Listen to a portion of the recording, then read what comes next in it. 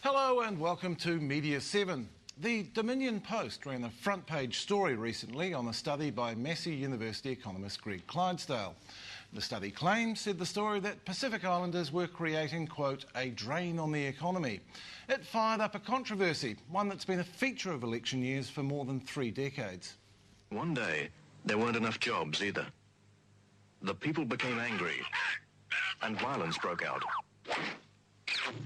especially among those who had come from other places expecting great things.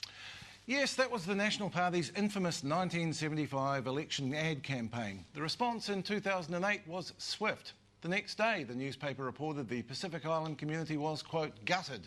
The Pacific Island Affairs Ministry commissioned peer reviews of the study, and the race relations conciliator Joris de Brez invited submissions for his own so-called review of the issues.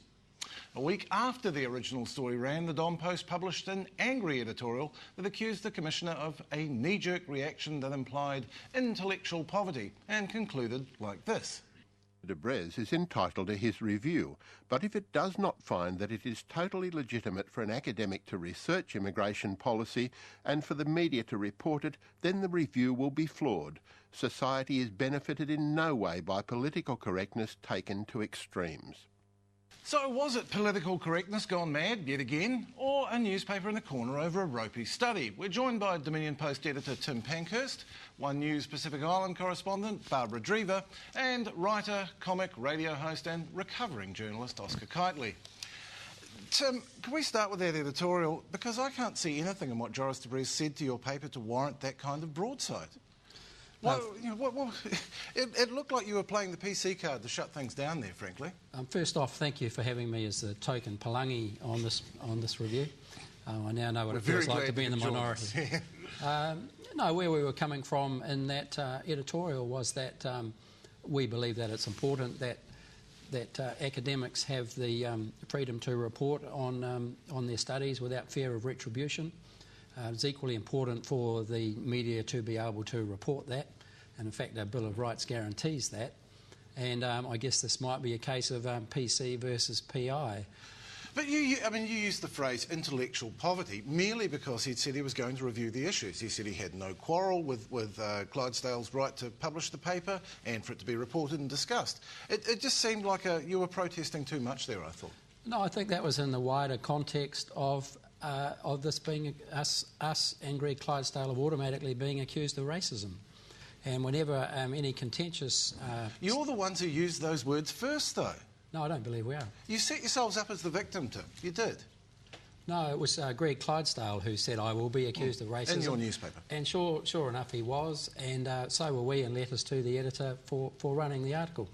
Barbara, what was your first response when you read that story? You would have read it the morning it was published. Yeah, I actually didn't have a quarrel with the actual story. I mean, it was done quickly. It was done. A range of people were talked and quoted in that paper. That was fine. What I had a quarrel with was that not enough research was done on the research. I mean, it was just it's a crock. Half the people who he referenced aren't actually in the reference.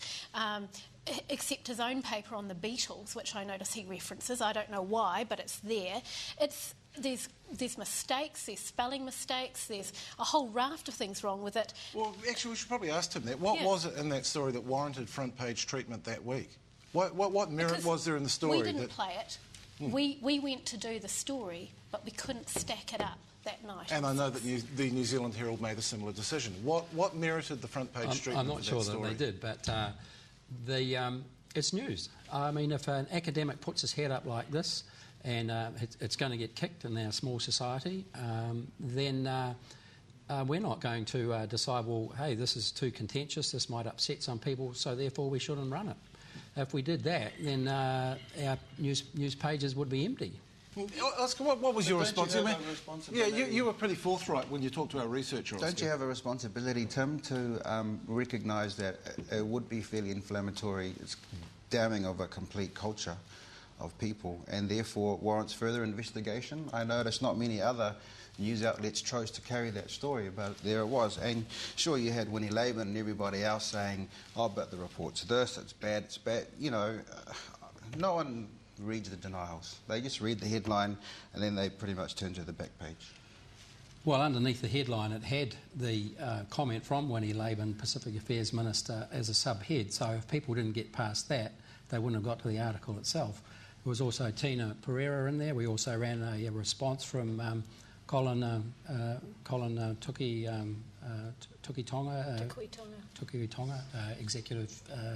Chief Executive of the Pacific Affairs Ministry.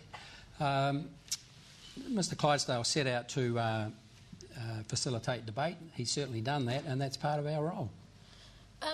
One thing that I'd say is that why haven't you looked at the work that he's done? Because I'll just read a couple of things that he's done. Economic decline and the failure of Chinese entrepreneurs. And he talks about more efficient Western systems. What happened to Indian supremacy, the systemic loss of prosperity? I mean, aren't alarm bells going off for you at this point? Well, actually, and this is an interesting question. What is your approach to an academic paper like this that hadn't been peer-reviewed, appeared to be not much more than a draft? Do you have a process for going out and getting some sort of academic background to this? Well, it has more status than that. I mean, it may well be flawed, and I'm not here to defend his findings. What I am here to defend is our right to run them and to facilitate debate on that. That's very much our role. And I don't think anybody would argue that, but I just think you could have run it and looked further. Like my first thoughts when I read the story was, who is this guy? What's his background? What else has he done? Why is it, and then I did a search on other newspapers to see whether they had carried a story, and there wasn't. Well, there were peer reviews done after your story was published.